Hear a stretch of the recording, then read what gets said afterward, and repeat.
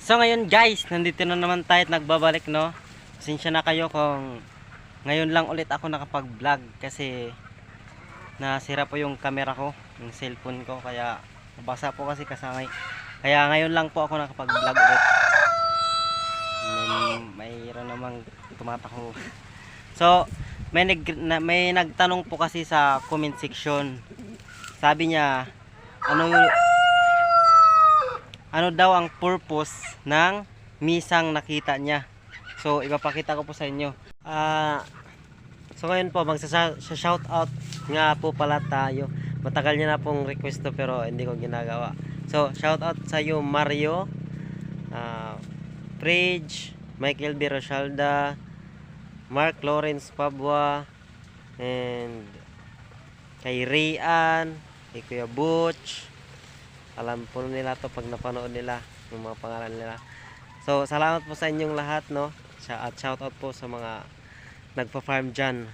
And shout out nga po pala sa boss kong si Engineer at Doktora Aldwin and Perly Langi. So salamat po sa lahat. And kung sino man po yung magpapa-shout out, i-comment nyo lang po shout out at shout out ko po kayo. So salamat po. Huwag na po nating patagalin to. Let's go. Pakita na natin.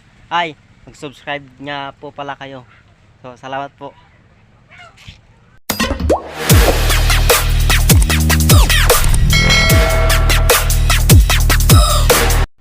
So ipapakita ko na po sa inyo ang misang sinasabi niya. Ito po yun. Ito po. Yan po.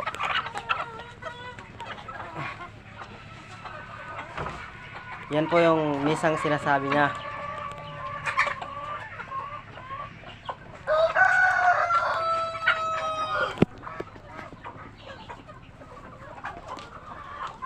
Ang purpose po nito, ang purpose po ng misang ito ay upang dito ko inilalagay ang mga galon, mga lagayan ng tubig ng mga manok.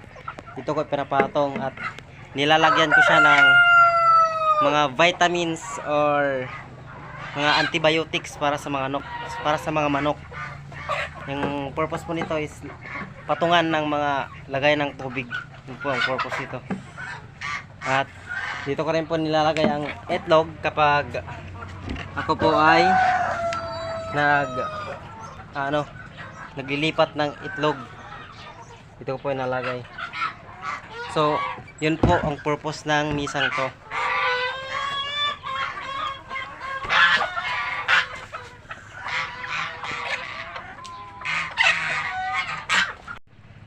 Para nga po pala sa mga nag-comment, no.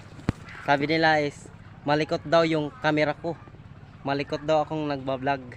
So pasensya na po kayo dahil siyempre beginner pa lang tayo at wala po tayong kaalam-alam. Ang purpose ko lang po is makapagbigay ng kaalaman sa mga nagmamanukan, no. Hindi pa naman po kami gaano tagal na nagmamanukan, pero try ko po yung best ko para sa ating manukan para lumago po ito. So may nag-comment din sa akin na ano daw pwedeng gawin kapag marami na yung mga manok, saan daw bibinta, anong gagawin. So kami po nag-aalok po kami ng mga buyer kung sino ang bibili ng aming mga manok. Pupunta po kami sa merkado para ilako din kung sinong bumibili at nagiging customer na po namin siya. So pwede din po kayo sa Facebook mag-post na mayroon kayong binibintang manok para mag-comment na lang sila at ihatid nyo sa kanila at magbayad din sila. So yun po yung ginagawa namin, no, sa aming manukan. Aming inilalako at kami ng mga bumibili. So yung ginagawa namin. So pasensya na po sa mga nag-comment, mga hindi magandang comment dahil beginner nga lang po tayo sa pagbablog. So salamat po nga pala sa mga sumusuporta sa channel ko, sa pagbablog ko. Salamat po sa inyong lahat. sa sumusuporta. Lalo pa po akong mag-vlog, magbibigay ng knowledge sa inyo upang makatulong din sa mga nagmamanokan. So, maraming salamat po. Sana po ay mag-subscribe kayo sa aking YouTube channel. At huwag nyo rin pong kalimutang i-click ang notification bell button na yan para lagi po kayong updated sa ating mga bagong i-upload. So, hanggang dito na lang po ang video natin. I hope na nakatulong po ako sa inyo ngayong araw na to. So, sorry po. Palagi po kayong manalangin and God bless all. So, also mag-ingat din po kayo sa yung pang-araw-araw na ginagawa. So, yun lang po. Salamat. Bye. Salamat po sa lahat.